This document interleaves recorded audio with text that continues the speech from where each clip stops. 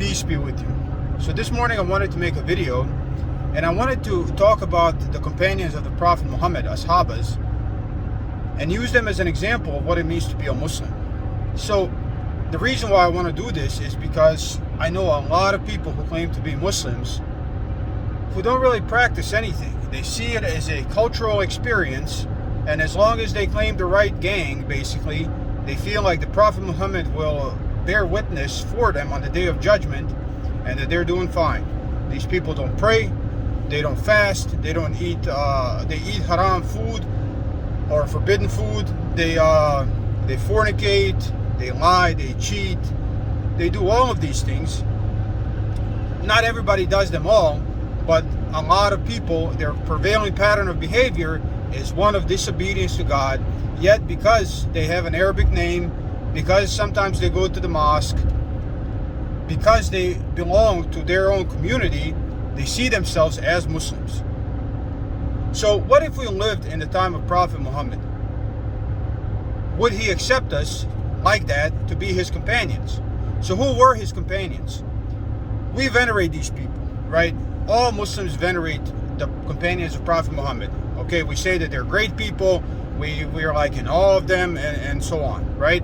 Christians do the same thing to the companions of Prophet Jesus, except they call them apostles, and they don't, they don't call them ashabas, but it's the same thing. They're companions of the Prophet, right? People who responded to the call. First people who responded to the call. So that is their only claim to fame. These were regular people, right? When Prophet Muhammad came, these were the people that were worshiping idols. These are the people that were fornicating. These are the people that were drinking. These were not good people before he came. They probably had some good tendencies like a lot of people do here now. All those people I described in the beginning, the people who call themselves Muslims, but do these things, they may have good tendencies, except the way that Islam was taught to them was wrong. So now they feel like they're doing something where in fact they're far off the way. So this is why I'm making this video. Imagine if the companions of the Prophet claimed to be Muslims in the same sense that we claim now. If they didn't do anything, if they couldn't even resist temptation, there would be no Islam. And that's why this needs to be understood. So when Prophet Muhammad came, these were not good people. They may have been good on the inside, but their actions spoke otherwise. So God sends them a prophet, and what do? They respond. They hear, oh yeah, you know what, you're right. We're going to follow you, and we're going to do what you say, because what you are saying makes sense. So they respond and they do it. And that's their only claim to fame. That is their only claim to fame. That is what made them the companions of the Prophet, nothing else. They weren't special, they were people just like us. Prophet Muhammad was a man just like us. That is what he repeatedly says in the Quran. I am nothing but a mortal like you. They were not special. They were only sincere.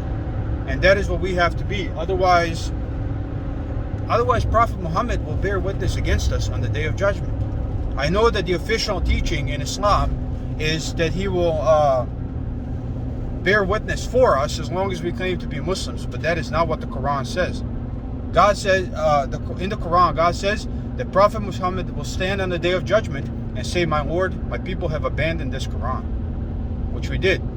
So if we lived in the time of Prophet, we would not be his companions the way we are right now. We just would not. So what we have to do is do the same thing that those other people did, his companions. It's just obey.